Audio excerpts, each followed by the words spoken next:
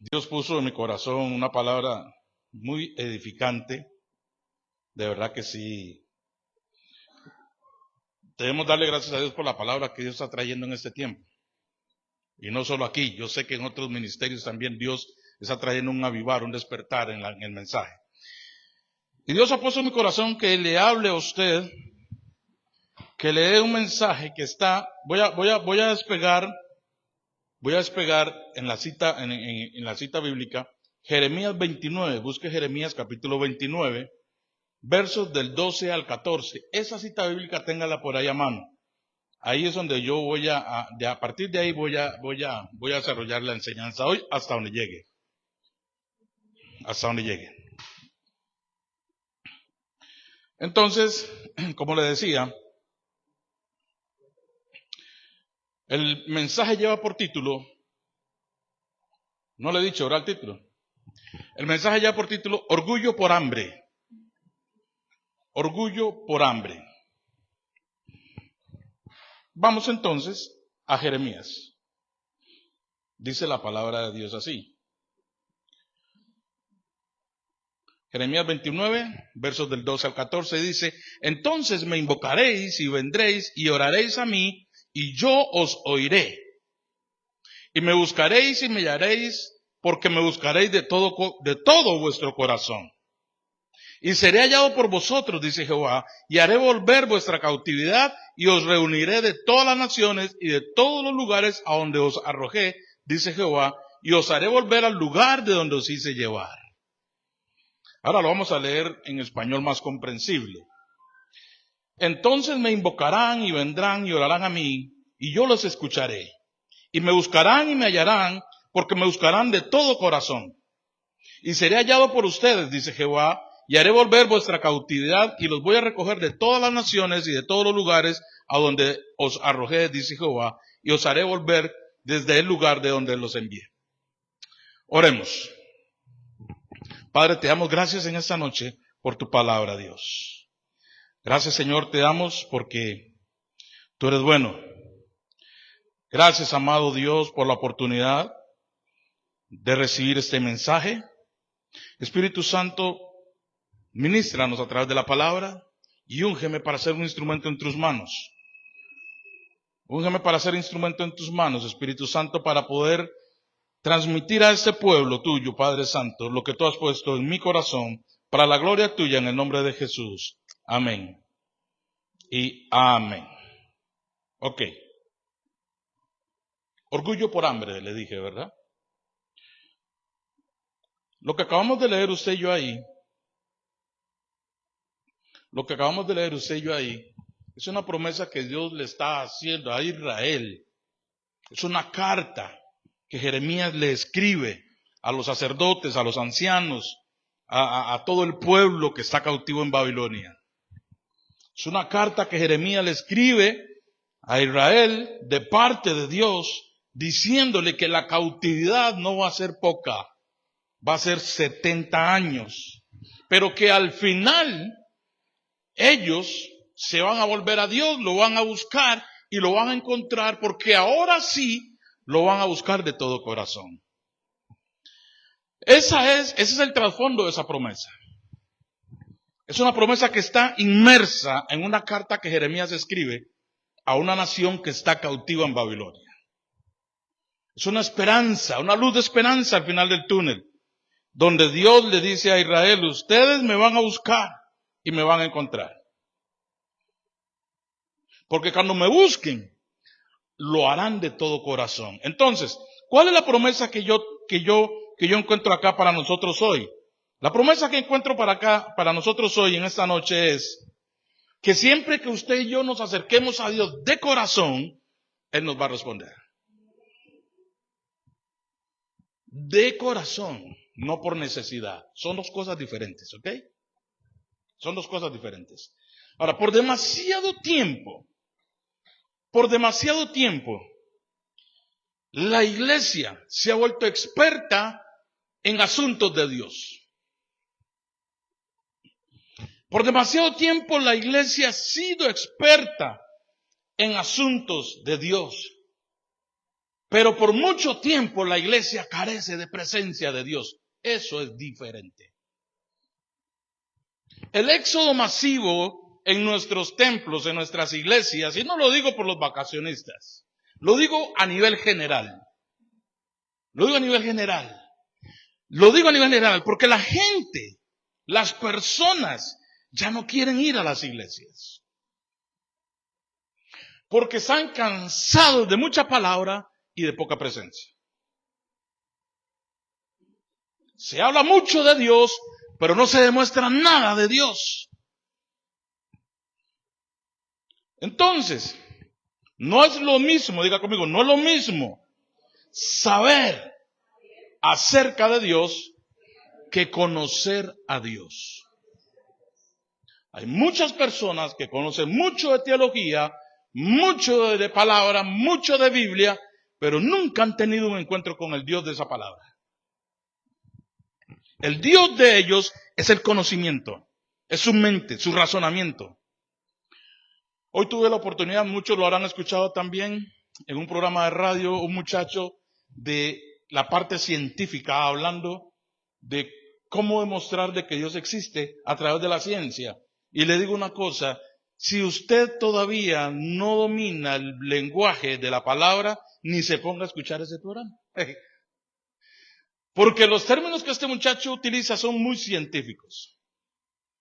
Y yo me puse a escucharlo y digo yo, y apunté algunas cosas que me resultaron interesantes, pero yo dije, excelente, qué bueno. Pero si yo le llego a un converso con este programa, no va a entender ni papa de lo que le estamos hablando. Para el nivel de nosotros, el punto no era demostrar si Dios existe o no existe, el punto era cómo demostrarlo.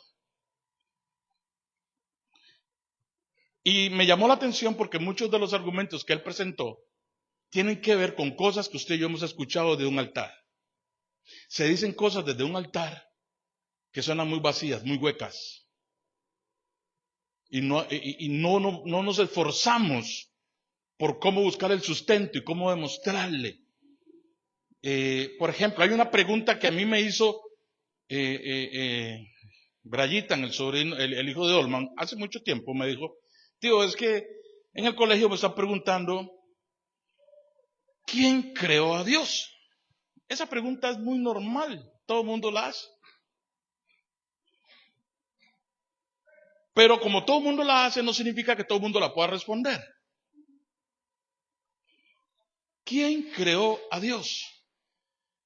Entonces nosotros, como evangélicos puros, natos, lo único que decimos es, de nadie lo creó, Él es Dios. Pero no tenemos la capacidad de argumentar. ¿Por qué? Porque sabemos mucho acerca de Dios, pero no conocemos a Dios. Cierro paréntesis. Entonces, ¿qué es lo que Dios quiere de nosotros en esta noche? Bueno, lo que Dios quiere es que nosotros hagamos una pequeña reflexión, acerca de nuestro nivel de conocimiento de Él y nuestro nivel de presencia. Anoche tuvimos acá un discipulado, el cierre del primer bloque, el discipulado de intercesión, impresionante. Impresionante. Los traje aquí y les dije, bueno, esto va a ser una verdadera locura lo que usted va a hacer, pero es una locura santa. Y fue una manifestación del Espíritu Santo que mejor no le cuento más. Pero yo lo que les decía a ellos anoche era eso. Aquí empieza la intercesión. En este momento de intimidad. Porque usted no se puede pelear, no se puede poner a pelear una batalla si usted no conoce a su general. Usted tiene que conocer a su Dios, amarlo, adorarlo, para que usted pueda entender entonces cuáles son los planes y propósitos de ese Dios por los cuales usted está clamando. Y esto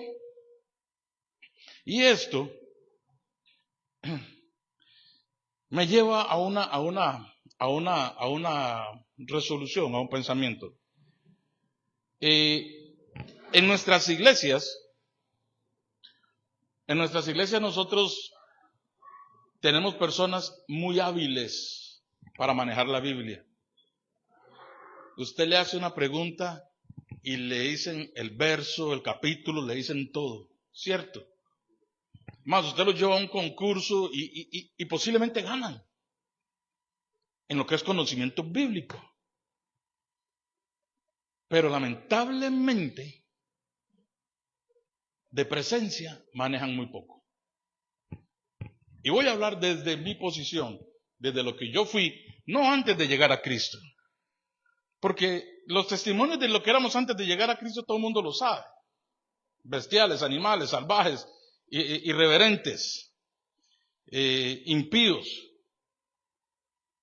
Del proceso, estando en Cristo, que eso es lo que cuenta. Entonces, algunos de nosotros hemos perdido el camino enredados entre la prosperidad y la pobreza. El debate ahora en la mayoría de iglesias es el tema de la prosperidad. El debate ahora es si usted es pobre no le está creyendo a Dios. Si usted es pobre, usted está en pecado. Si usted es pobre, es porque usted no siembra. Entonces, el mensaje del Evangelio, que significa buenas nuevas, lo hemos convertido en un mensaje de buenas malas. Y la gente sale de las iglesias con una culpa mayor que con la que entró. Porque nosotros basamos nuestra revelación evangélica entre la prosperidad y la pobreza. Y ahí, en ese rango, nos movemos. Y ahí en ese rango nos movemos. Si usted tiene problemas, estás mal con Dios. Si usted le fue mal, lo despidieron del trabajo, estás en pecado. Eres un avaro, no sembraste, no diezmas, no ofrendas.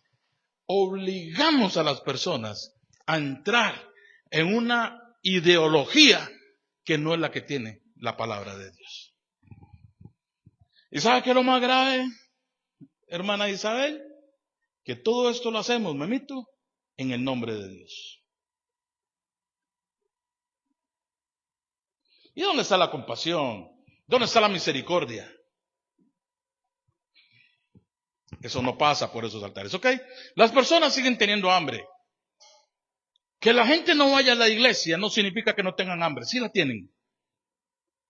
Sí la tienen. Sí la tienen. Las personas siguen teniendo hambre de un ser superior. Siguen teniendo hambre de algo mayor que ellos, que transforme sus vidas. Sí lo tienen. Lo que pasa es que no se acercan a la iglesia porque la van a criticar, la van a tachar de esto, la van a tachar de lo otro. Le van a decir, sos una adúltera, sos un esto, sos un lo otro, etcétera. Los jóvenes no quieren venir a la iglesia. ¿Por qué? Porque los flagelamos. Como que si nosotros nacimos viejos, ¿verdad? Entonces, las personas siguen teniendo hambre de Dios. Pero lo que no quiere es seguir viniendo a un recinto donde en lugar de darle una palabra de aliento y de esperanza que transforme sus vidas, salen de aquí con una culpa mayor que con la que entraron. Es así. Ok, vamos al tema. Orgullo por hambre. Orgullo por hambre. Israel fue llevada cautiva en 2 ocasiones. En Jeremías 29 estamos viendo cuando Jeremías le escribe a los que fueron llevados cautivos a Babilonia. Ellos habían escuchado una falsa profecía, como los hay hoy. Habían escuchado una falsa profecía que les decía, tranquilos, esto va a ser pasajero. Cuestión de 15 días estamos de nuevo en Jerusalén. Tranquilos, cuestión de 3 meses estamos de nuevo acá. Entonces Dios llama a Jeremías y le dice a Jeremías, dile a mi pueblo esto. No van a ser ni 15 días ni 3 meses, van a ser 70 años. Por lo tanto, dígale al pueblo que vayan a esa ciudad, que edifiquen, que construyan, que hagan su vida allá, porque allá se van a quedar 70 años. Yo no he mandado a ningún hombre a hablar en mi nombre diciendo que el cautiverio va a ser pasajero. Y Jeremías escribe esa profecía. Y le dice al pueblo, oren por la paz de esa ciudad donde ustedes van a estar. Porque en medio de esa paz, ustedes van a tener paz. Y de ahí extraemos nosotros enseñanza para nosotros mismos. Esto lo hemos predicado muchas veces. Ese mismo pasaje que acabamos de leer. Me buscarán y me encontrarán porque me buscarán de todo vuestro corazón. Lo hemos leído muchas veces en diferentes lugares. Se lo hemos declarado a muchas personas. Pero ¿sabe qué es lo que sucede? Mejor todavía no le digo, si no, quemo el mensaje de una vez. El mensaje principal de esa profecía es la visitación de Dios después de los 70 años. Dios, al revés, el hombre por naturaleza es orgulloso y soberbio. Por naturaleza. Esa es la naturaleza del hombre. La soberbia, el orgullo. Basta con que nos hagan algo a nosotros, por pequeñito que sea, y se nos sale el monstruo que llevamos dentro. Basta con que nos toquen el bolsillo y nos transformamos. Por naturaleza, Iván, somos soberbios, somos orgullosos. Por eso Dios tiene que tratar con el ser humano, muchas veces tiene que tratar con el ser humano de esta manera. Cuando Israel salió de Egipto, hizo peregrinar a ese pueblo 40 años en el desierto hasta que muriera. El último que salió de Egipto de 20 años para arriba. Por la soberbia, por la arrogancia, por la incredulidad, porque tentaron a Dios en el desierto. Hasta que esa generación se exterminara. Para que la nueva generación que nació en medio de la prueba, de la aflicción, en medio del maná, la que valoró lo sobrenatural, que el pan caía del cielo, hasta que esa generación pudiera entrar a la tierra prometida. Y así ha sido toda la historia. Ahí está Noé, predicándole a toda aquella gente, y se burlaban de él en la cara, hasta que llegó el gran día del diluvio. Y podemos seguir, el hombre soberbio y orgulloso, desde la Torre de Babel. Desde la Torre de Babel en adelante. Tenemos los reyes, Nabucodonosor, que fue un instrumento de Dios para disciplinar a su pueblo. Terminó sus días como una bestia por la soberbia y el orgullo. El rey Usías, del que habla Isaías en el capítulo 6, fue un rey que fue sumamente inteligente, desarrolló maquinaria, desarrolló un montón de inventos para la nación de Israel, y al final eso se le fue a la cabeza. Se sintió el dueño del mundo y se metió a hacer lo que a él no le correspondía. Harrison se puso a hacer lo que a él no le correspondía, se puso a hacer lo que le correspondía a los sacerdotes. Ahí mismo Dios lo castigó con una lepra. Por la soberbia, por el orgullo. ¿Te das cuenta que muchas enfermedades vienen a nuestra vida no por el mal, sino por nuestra misma soberbia? ¿Cuánta gente que padece de úlceras, que padece de cáncer? ¿Por qué? Por las chichas, por las bilis, por el montón de cosas que se le riegan y el hígado que se destroza. Y se le desarrolla una enfermedad, se le hacen las úlceras, se le hacen las llagas y ahí viene el cáncer de estómago. Hermanos, hubo un presidente en Latinoamérica.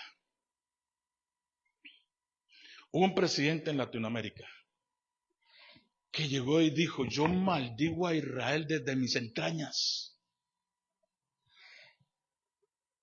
Y 2 años después, o 1 año después de que dijo eso, le detectaron un cáncer de colon. Y en marzo del 2013 murió de cáncer de colon desde sus mismas entrañas. Ese mismo presidente, años antes de eso, 10 años antes, previo a una convocatoria que él mismo había hecho para ser presidente casi que sempiterno de esa nación, convocó a un referéndum. Y ese país fue azotado 4 días por un temporal. La noche antes de las elecciones le dijeron: señor presidente, mire, el temporal está muy feo, la gente no quiere salir. ¿Y sabe qué dijo Pastor Eliezer? Ese hombre dijo: si la naturaleza se opone, contra ella lucharemos y la vamos a doblegar y la vamos a someter. ¿Sabe qué pasó? Al día siguiente hubo un deslave en 4 pueblos de esa nación. La última cuenta que hicieron eran más de 30,000 muertos. Por una soberbia, por un orgulloso.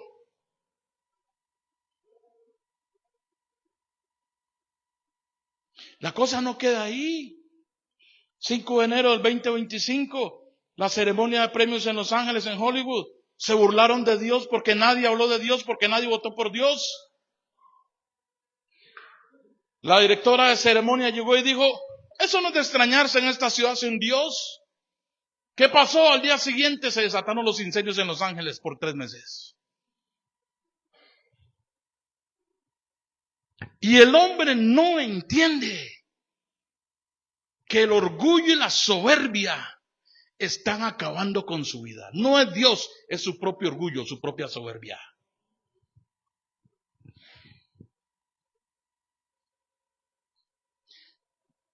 Vamos al campo del deporte. En abril de este año, en Alemania, para un partido de segunda división, pusieron una manta. Pusieron una manta inmensa. ¿Y sabe lo que decía esa manta? Esa manta decía, le voy a preparar lo que decía esa manta. Ojo lo que decía: escúchanos, Lucifer, levántate del abismo, toma nuestras almas, llévanos a la luz y reina sobre el mundo. Levántate de las llamas y aparece. Eso decía esa manta en un estadio repleto de gente para ver un partido de fútbol. En Alemania, ese mismo fin de semana, en Sevilla, España, un partido del Atlético contra un equipo de segunda división, pusieron una manta con un chivo. Y abajo de ese chivo pusieron una leyenda: vendimos nuestras almas para venir a verte. Sevilla, España, tiene 6 meses de que toda la semana se muere un obrero. Búscalo en internet, ahí está. Las autoridades no hayan qué hacer, no se explican, se echan la culpa unos a otros, que las empresas, que los programas de seguridad, que los planes de seguridad, nadie sabe. Toda la semana se muere un obrero. En 6 meses se han muerto 22. Le preguntaron a un satánico cuando presentaron esas imágenes, ¿y sabe qué es lo que dijo ese hombre? Cuando del diablo se trata, nada es casualidad.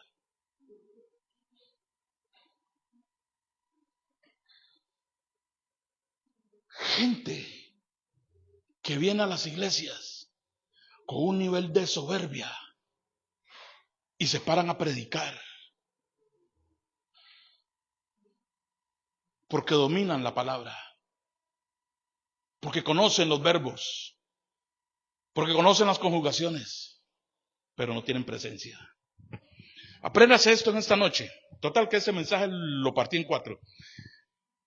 El orgullo y la presencia de Dios no pueden cohabitar en el mismo cuerpo. No habitan en el mismo cuerpo. No. El orgullo y la presencia de Dios no son compatibles. No son compatibles. ¿Y quiere que le diga qué es lo peor? Que el orgulloso y el humilde hablan parecido. Soy un orgulloso hablar y usted se enamora de cómo habla. Pero sus intenciones son otras.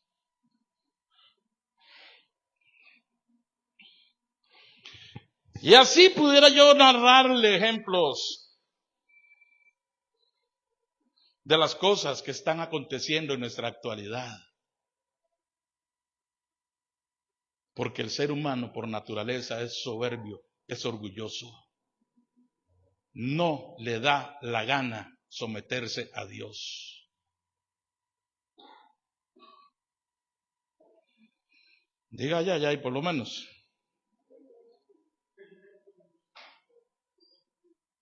Desde el faraón hasta nuestros días.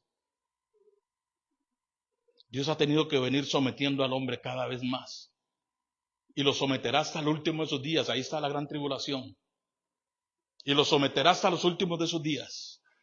Pero Dios reinará por siempre. Le guste al hombre o no le guste. Él sigue siendo Dios.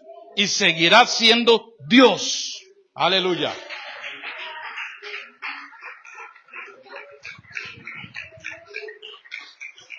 No son compatibles el orgullo y la presencia. Por eso, usted que me está viendo en esta noche a través de la red social, usted que está aquí, por eso, orémosle a Dios para que nos ayude a cambiar ese mal genio. Porque eso trae problemas a nuestra salud primeramente. Nos trae problemas en el trabajo. Hay funcionarios que han sido despedidos. ¿Y por qué lo despidieron? Es que ese chaval es un atorrante. Conoce mucho, pero es un malcriado, es un insolente. Cuando yo era funcionario bancario, un día me levanté y le dije a mi jefe, ¿sabe qué? Si yo fuera jefe de esta oficina, les trabajaría solo. A él mismo le estaba diciendo que ni él servía, a mi propio jefe. 3 meses después de eso salí por la puerta de atrás. Y todos aquellos se quedaron. Y el atorrante tuvo que irse. Así pasa. Porque cuando somos jóvenes, nos sentimos dueños del mundo. Cuando tenemos salud, fuerza, y ojalá que sea uno así medio guapo, así como uno, ¿verdad? Nos sentimos intocables. Humillamos a la gente. No, ¿qué me va a decir usted? Sé que usted es un pollito. Usted está muy pollito usted. Cuidado, ese pollito se le convierte en gallo.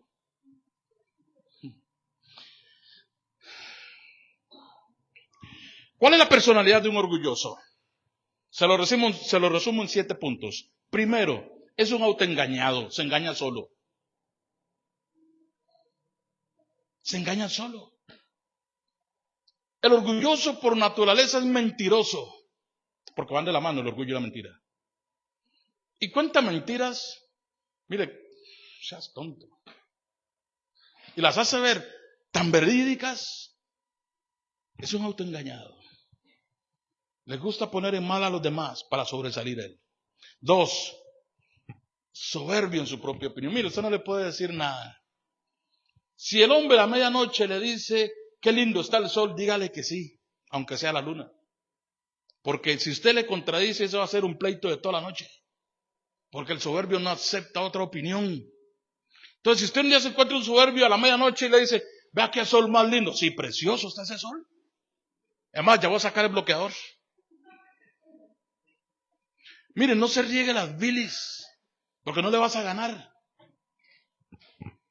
Tercero, por lo general, el orgulloso sabe dónde tiene su raíz, en la falta de perdón. El orgulloso es una persona herida, ofendida, en su niñez, en su juventud, en alguna etapa de su vida, le hicieron un daño, le hicieron una herida en el corazón, no la sanó, ahora la oculta, y todo lo que usted ve es una mampara, es un sistema de protección para ocultar aquella herida. Pero cuando Dios le llega al fondo de ese corazón y destapa esa herida, se lo trae abajo. Por eso hay que tener compasión a la persona orgullosa y orar mucho por ellos, así como oraron por mí mucho tiempo. Y no dejen de orar por mí, porque sigan orando por mí. Se los pido de verdad.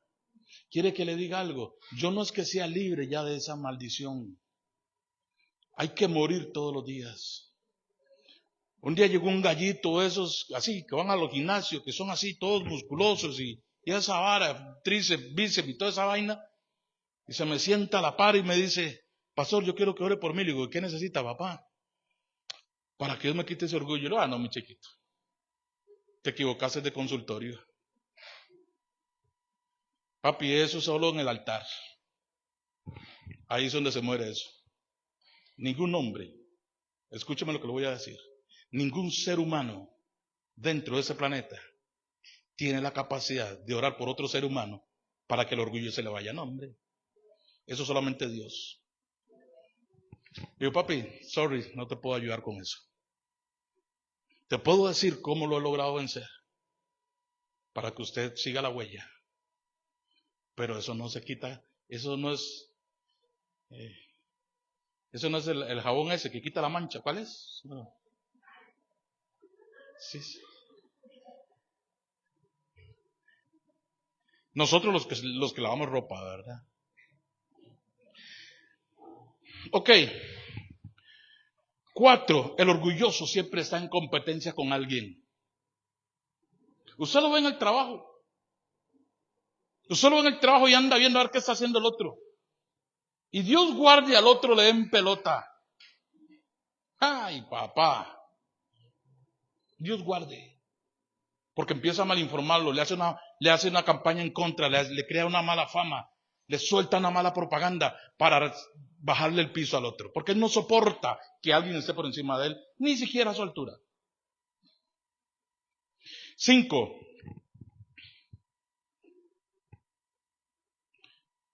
No seas bárbaro. 5.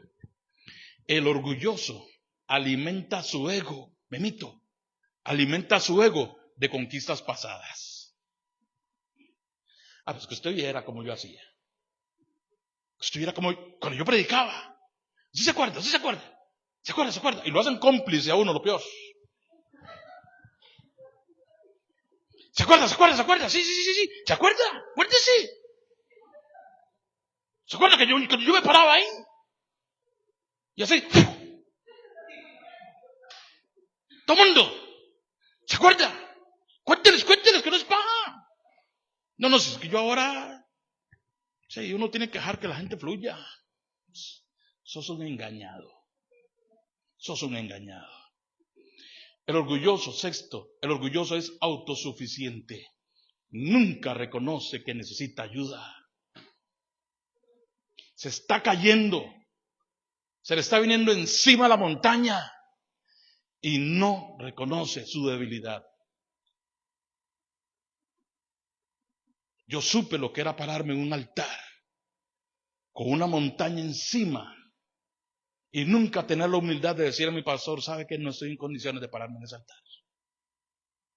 Pero el ego me impulsaba. Papi, usted es el segundo. Fluya. Más si tengo una palmadita en la espalda. Hermano, le repito, para que no se le olvide, si algo no debe olvidar usted en esta noche es esto: el orgullo y la presencia no son compatibles. Y 7, el orgulloso es por naturaleza controlador. Es controlador. ¿Por qué? Porque él necesita saber qué están haciendo todos. Pues, ¿qué estás haciendo? ¿Y eso para qué es? ¿A usted qué le importa? Pero ¿sabe por qué anda así? Primero porque es un metiche y segundo porque no soporta ver que la gente crezca y se desarrolle. Y eso pasa en los trabajos, eso pasa en los estudios, en las universidades, en los colegios, en las escuelas. Desde chiquitos ya vienen con ese patrón porque lo aprendieron en casa.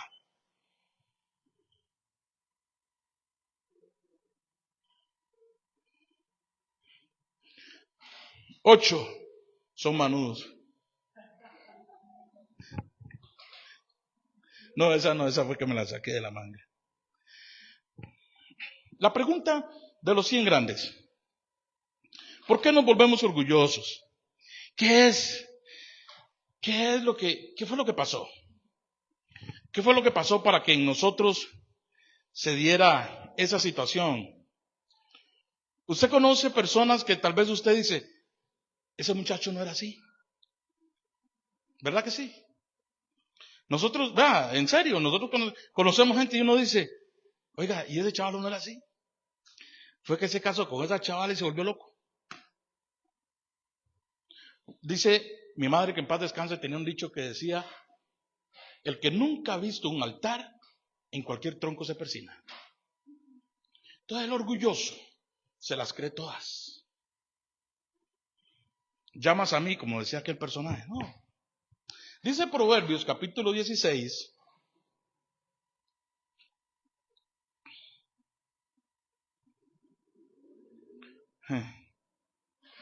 Jesucristo, ¿qué me estás dando, Dios mío?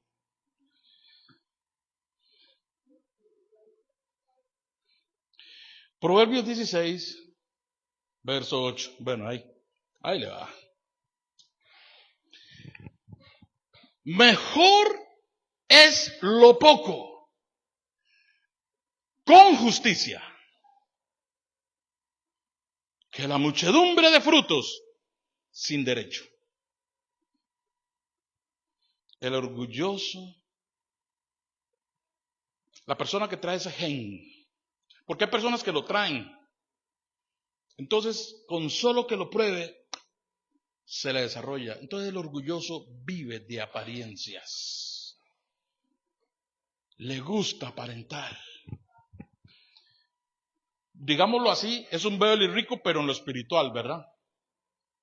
El orgulloso, mire, él puede andar pelado según 5, pero tiene un buen carro, último modelo. No tiene cómo pagar el marchamo, pero tiene un buen carro, último modelo, el mejor carro del barrio. No tiene que comer en la casa, pero tiene el mejor carro del barrio. Cuando uno le pega esa enfermedad y se le mete ese virus dentro,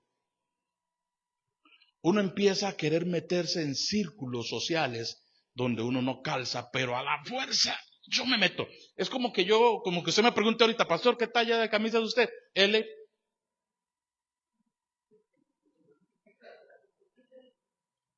¿Serio? Hermanos, ¿a cómo se ríe usted? Hizo maldoso, ¿verdad?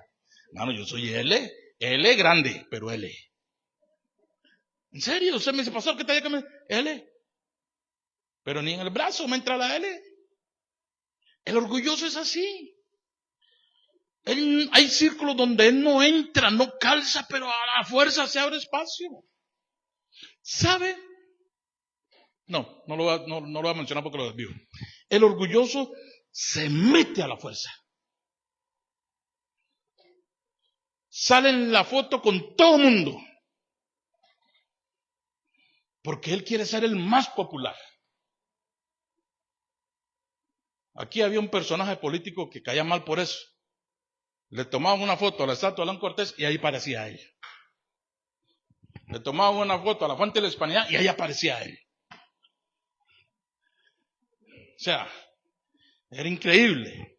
Entonces, nos volvemos orgullosos, Fernanda, por la autopromoción y la autoexaltación.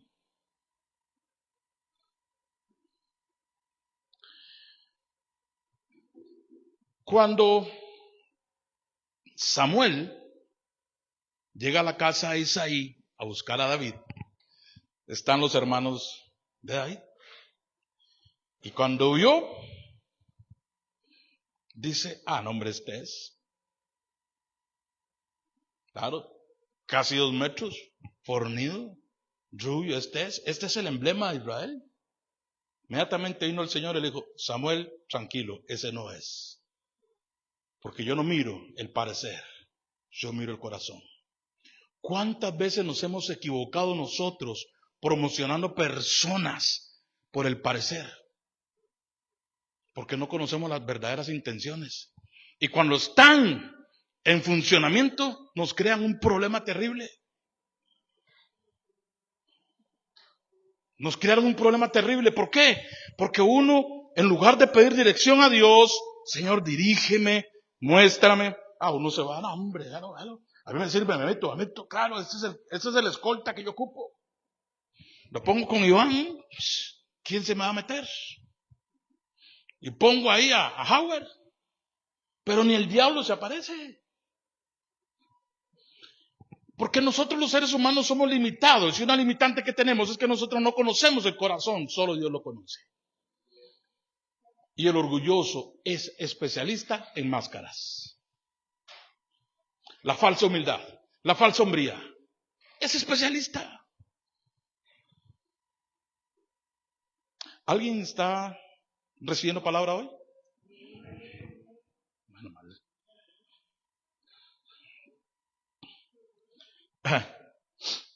Proverbios 15:33, ahí mismo, un capítulo atrás.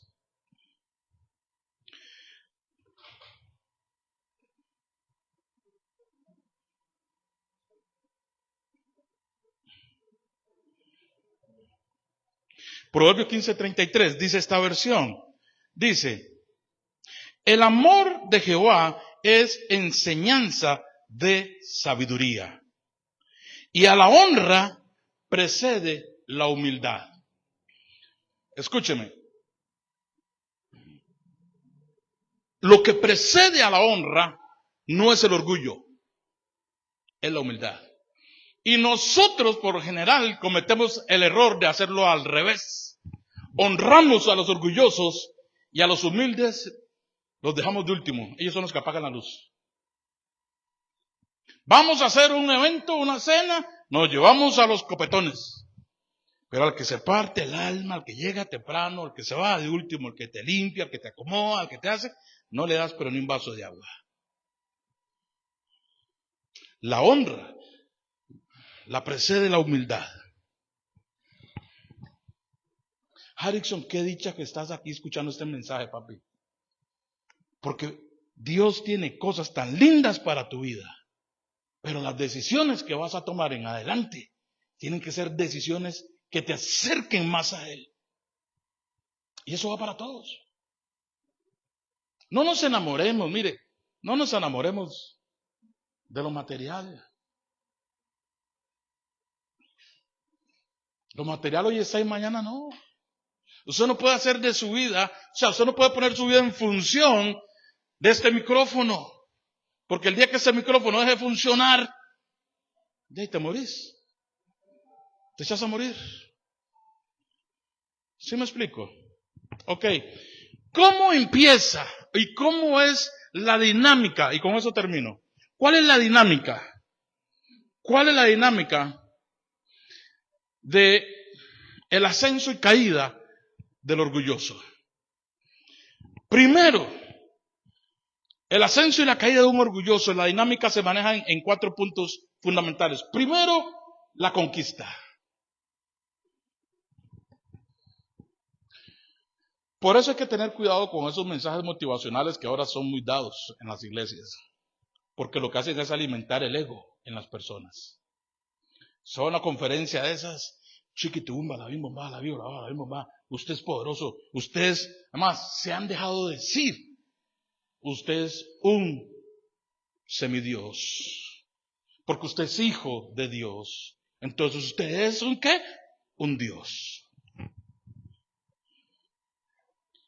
Y toda la gente ignorante, yo lo recibo. Eso es una herejía. Primero que todo. Pero eso alimenta el ego de la gente.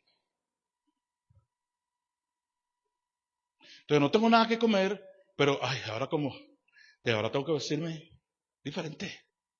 Entonces yo me gasto 50,000 pesos en una camisa, porque ahora yo no puedo ir con los mismos chapos a la iglesia, ¿verdad? Vea que ahora yo soy de la argolla. Y ahora a mí ya no me llamen Freddy, por favor, llámenme Simón, hijo de Jonás.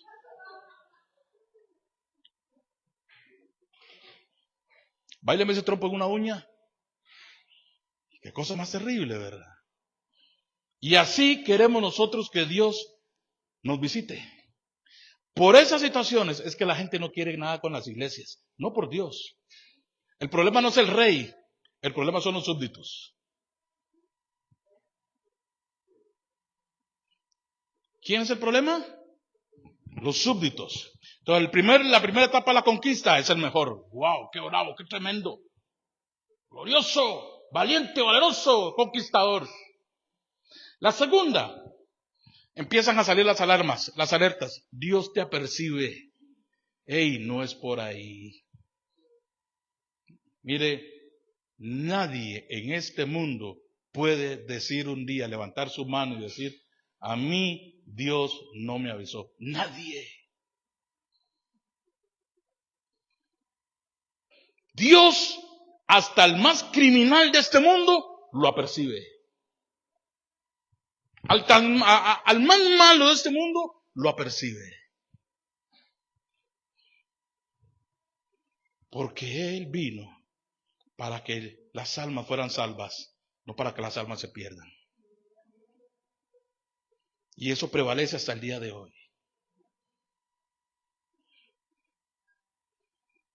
Pero uno no ve las alarmas. Uno no ve las alertas. Uno empieza a brincarse los semáforos. Está en rosado, me paso. Está en amarillo, acelero y paso. Un día me paró un tráfico y le digo, pero estaba en amarillo. No, señor. Usted se detiene en el momento que cambió a amarillo. El amarillo no es para que usted pase. Costumbre que tienen los choferes, así me dijo. Yo le iba a decir, ¿a cuál iglesia va usted, hermano?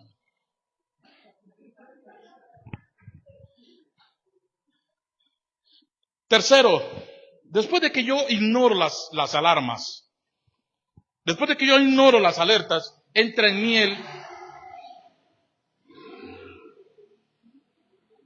el desánimo. Entra en mí el desánimo. ¿Sabe cómo entra el desánimo en uno? Yo no sé si a usted le ha pasado, a mí me ha pasado 2 veces ya. Cuando uno está en el mar, brincando la ola, viene una ola, y empieza uno a brincar en eso. Y en la Costa Rica usted toca la arena y está en ese vaivén. Pero llega un momento que ya usted no toca el fondo. Lo que siente es agua fría en los pies. Esa es la señal inequívoca de que tu vida está en peligro. Flote, no nade, flote y empieza a dejar que la corriente lo saque. Es una señal inequívoca. Cuando ya usted no toca fondo y lo que siente es agua fría en los pies, ay papá, alguien está tocando la puerta. Tranquilo, mantenga la calma, sereno, flote. Cuando el desánimo entra en nuestra vida, Pastor Eliezer, es igual. Le entra a uno un hielo por los pies. Y uno siente, como decíamos en el barrio, hasta que se le encrespa el espinazo del escalofrío. Porque uno siente que algo está mal. Pero la soberbia me impide reconocerlo. Porque el soberbio, como todo lo controla, él siente que tiene control de todo. Yo lo manejo. Pero uno siente ese frío en los pies. Mire, literalmente, en el mar me ha pasado 3 veces. Uno, como es buzo profesional, uno sabe, carajo. Soy de la generación de Aquaman. Ok. Entonces, cuando entra el desánimo, se cae el entusiasmo. Y usted empieza a ver a aquella persona cómo se te empieza a esconder. Cómo se te empieza a esconder. Y cómo se te empieza a esconder. Y hay algo, mire, a mí me ha pasado, pero hay algo así, pero es verídico. De un pronto a otro usted no lo ve, no lo vio. Qué raro, hace ya no lo veo, ¿qué se hizo? Tan bullicioso que era y no se ha vuelto a aparecer. Mira, ¿qué te pasó? ¿Dónde estás? Simón, hijo de Jonás. Es que he estado muy ocupado, tengo mucho trabajo. No, señor. Ya el hombre viene de caída. Ya el hombre viene de picada. Lo que pasa es que todavía le queda un tantito de soberbia para reconocer que está mal. Y después viene el desplome, el quebranto, cuando se cayó el vaso, cuando el plato se hizo 1000 pedazos. Ahí es entonces cuando él dice, tengo un problema. Pero el problema no estuvo ahí, el problema venía 4 pasos atrás. Y yo no puedo, porque yo estuve en ese sitio, en ese suelo, y yo no puedo ahí en ese suelo levantar mis ojos a Dios, primero por vergüenza. Porque uno en ese momento siente vergüenza de Dios. Y yo no puedo en ese momento llegar y decirle, Dios, ayúdame a armar esto. No lo voy a hacer. Por una simple y sencilla razón. Israel caminó 40 años en el desierto. Fue llevada cautiva 70 años a Babilonia. Después de Malaquías vinieron 400 años de silencio donde no se levantó profeta alguno, donde Dios no le dijo nada más a Israel hasta que viniera Jesús, hasta que viniera Juan el Bautista. Por una simple y sencilla razón, Iván. Porque todo lo que Dios me advirtió para que no cayera en ese fango, ahora yo tengo que esperar. Tome el tiquete y espere que salga su número, porque hay 500 adelante suyo. Y ahí en ese tiempo de espera, en ese tiempo de silencio, es cuando Dios empieza a desbaratar mi corazón. Porque si Dios me saca en el acto, no hay transformación en mí. Me vuelvo como el chiquito malcriado. Hago berrinches en el supermercado porque yo sé que papi me va a comprar el chicle. Entonces, si yo quiero algo en el supermercado, pataleo, pego gritos y para que yo me calle me dan el chocolate. Dios no es así. Y ahí, su presencia es su silencio es mi mayor castigo. Y aunque yo no sienta la presencia, Él está ahí. Lo que pasa es que mi corazón no está preparado para percibirla. Termino aquí, iglesia. Termino aquí. Gracias a Dios, pues, me dio la oportunidad de reconstruir el mensaje. Y